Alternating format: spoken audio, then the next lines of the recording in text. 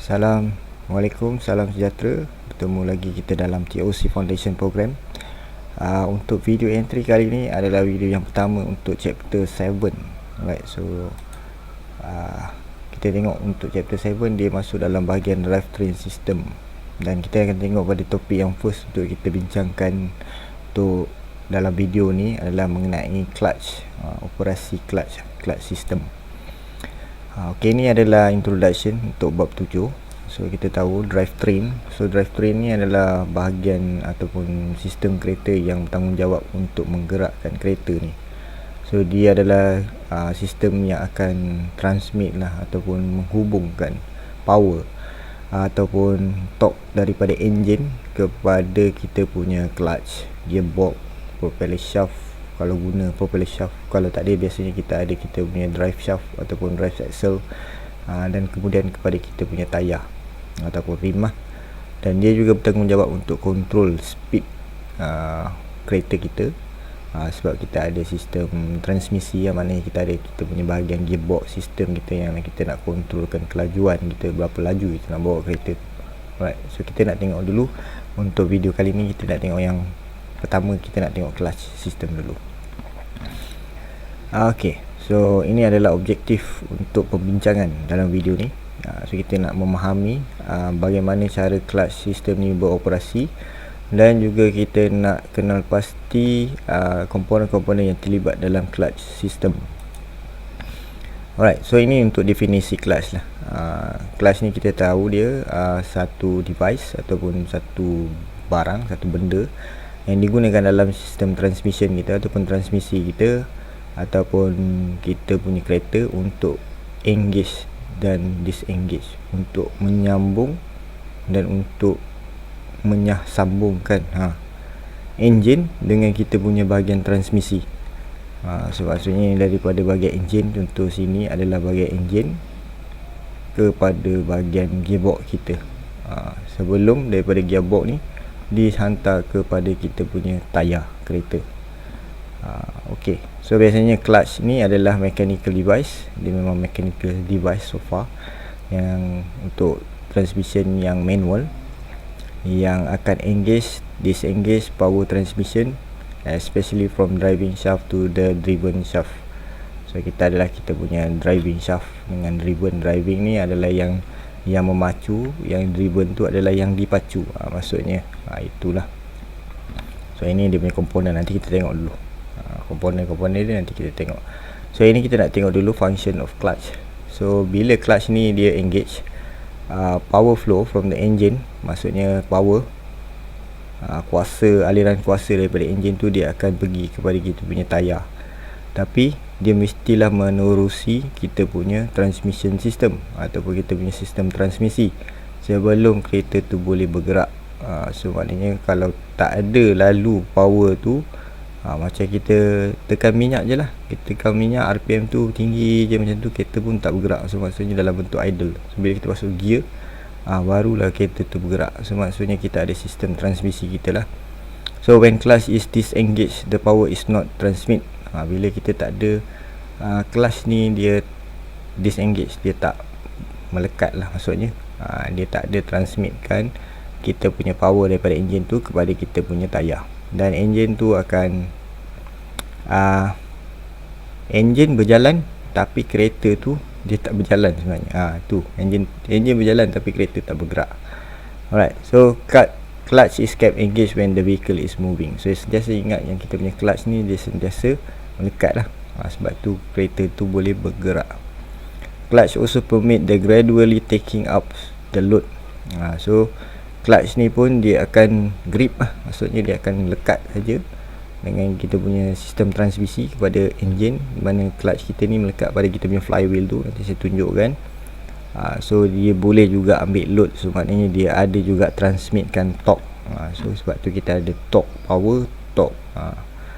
Alright, so when properly applied, it prevent jerky motion of the vehicle. So biasanya kalau torque yang cukup tu, clutch yang baik berfungsi dengan elok, dia takkan ada jerking lah. Maksudnya dia tak ada senggut-senggut lah kita cakap. So Nombor 5, point nombor 5, the clutch is disengaged when starting the engine. So memang dia akan dileraikan lah, bukan dicantum, dileraikan bila engine tu kita nak start. When kita shifting gear, masuk gear, bila kita tukar gear, when stopping the vehicle, and when the engine is idling, engine lahu, dia tak bersambung.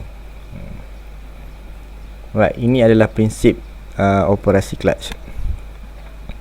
Okey, clutch beroperasi mengikut prinsip friction, geseran.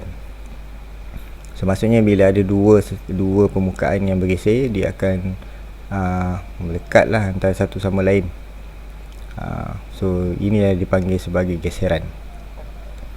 So biasanya friction ni dia terhasil ataupun dia depend daripada 3 benda lah. Area of surface, maksudnya tempat, kawasan berapa luas yang geseran yang berlaku. Lepas tu pressure yang dia applykan, berapa banyak, berapa kuat. So semakin kuat pressure tu, semakin banyak geseran yang akan terhasil. Dan satu lagi adalah coefficient of friction, maksudnya kita panggil dia mu lah. Maksudnya coefficient of friction ni berapa tahan dia. Contoh, biasanya dia akan melibatkan juga temperature. Maksudnya suhu dia akan libatkan. Sebab ada benda yang bila dia terlalu panas, walaupun kita geser, dia dah tak ada geseran dah, sebab dia dah terlalu panas sangat. So ini adalah dia punya friction yang dia mesti bergantung pada lah.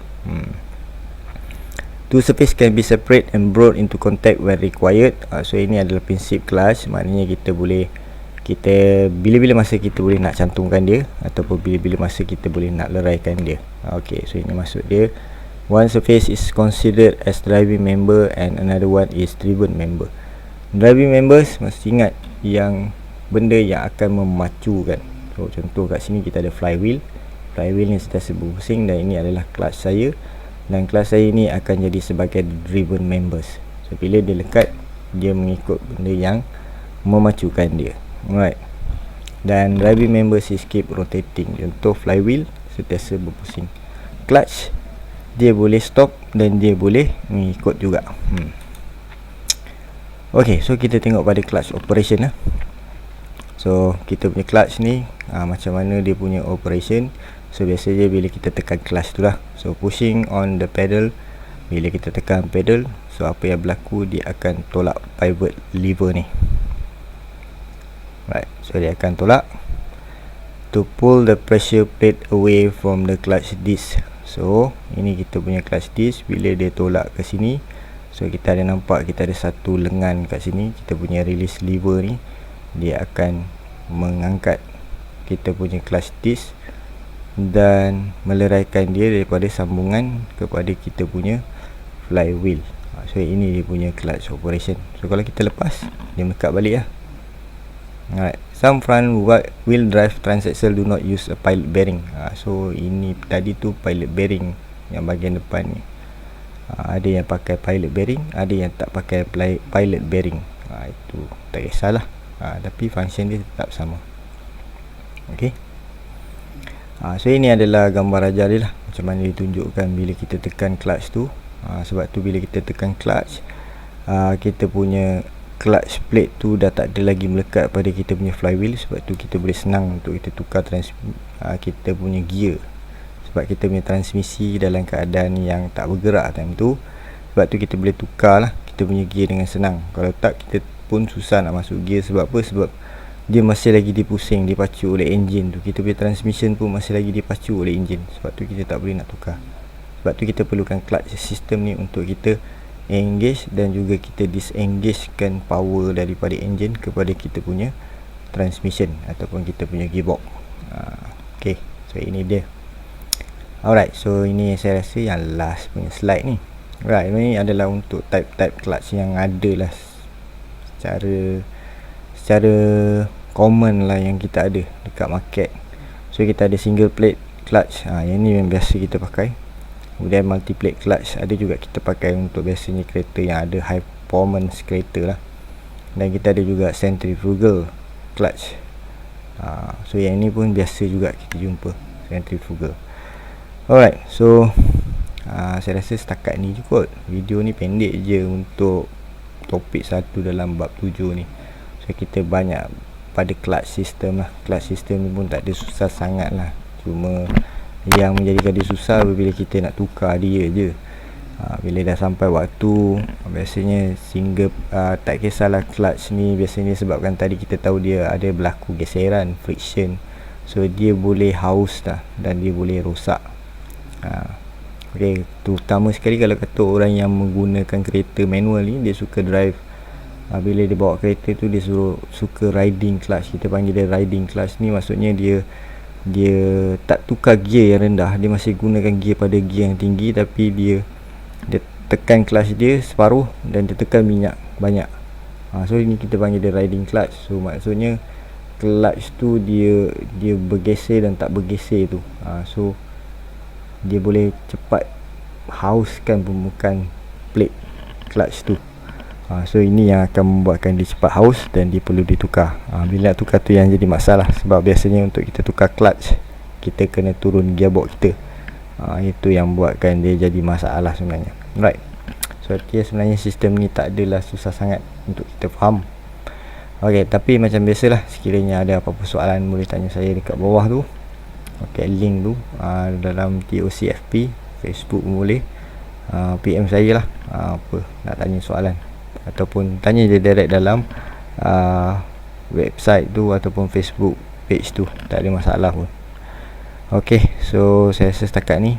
Kita jumpa lagi untuk video yang akan datang.